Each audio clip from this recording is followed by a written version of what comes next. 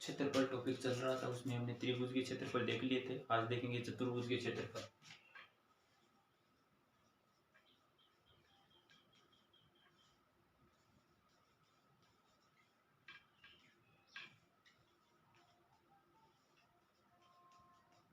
चतुर्भुज के क्षेत्रफल। अब चतुर्भुज में भी अलग अलग चतुर्भुज होते हैं। आयत भी चतुर्भुज है, वर्ग भी है, समांतर चतुर्भुज, समचतुर्भुज, ऐसे तो इनके देखेंगे। पहले देखेंगे आयत का क्षेत्रफल।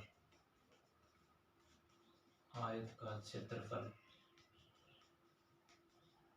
इसका होता है लंबाई गुना चौड़ाई। आयत का क्षेत्रफल लंबाई गुना चौड़ाई। फिर आता वर्ग का क्षेत्रफल। वर्ग का क्षेत्रफल भुजा गुना भुजा या भुजा स्क्वायर। अब भुजा मान लो ए भुजा, तब यदि भुजा ए हो तो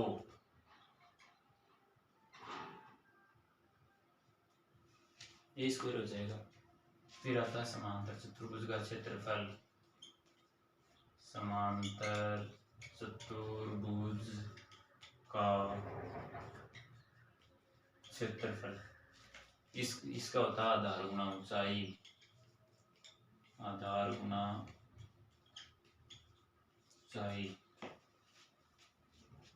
फिर आता है समचतुर्भुज का क्षेत्रफल।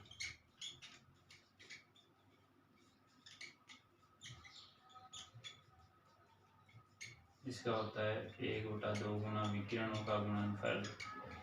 विकिरणों का गुणनफल यानी विकिरण मान लेते हैं हम D1 और D2 हो यदि, तो ये आता है।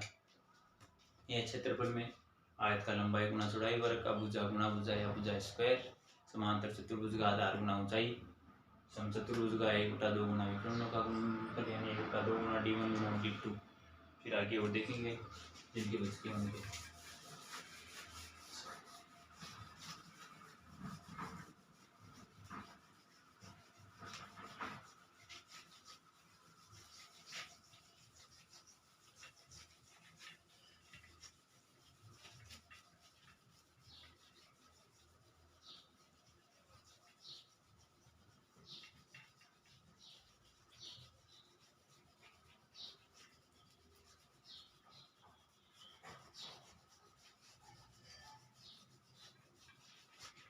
फिर आता है समलंब का क्षेत्रफल।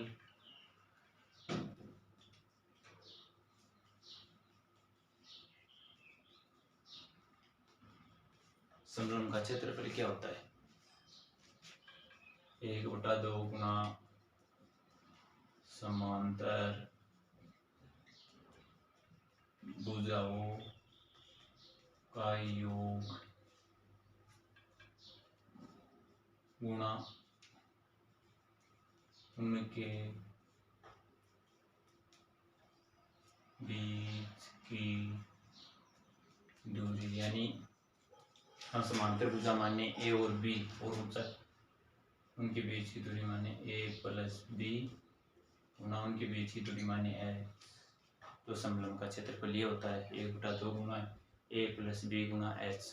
फिर आगे और भी आता है चतुर्भुज के क्षेत्रफल तो इतने ही। फिर आगे आता है घनाभ का क्षेत्रफल।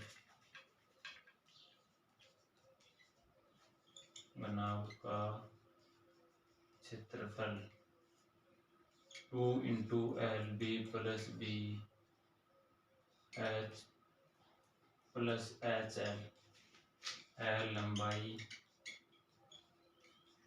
B चौड़ाई, H ऊंचाई। 2 × LB + BH + HL ये घनाभ का क्षेत्रफल होता है। इसके आगे और भी देख लेते हैं।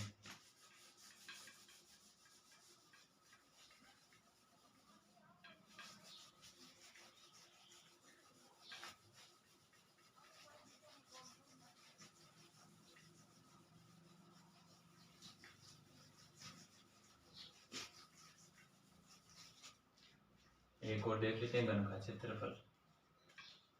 घन का क्षेत्रफल ये होता है 6 गुणा भुजा या 6 गुणा भुजा स्क्वायर।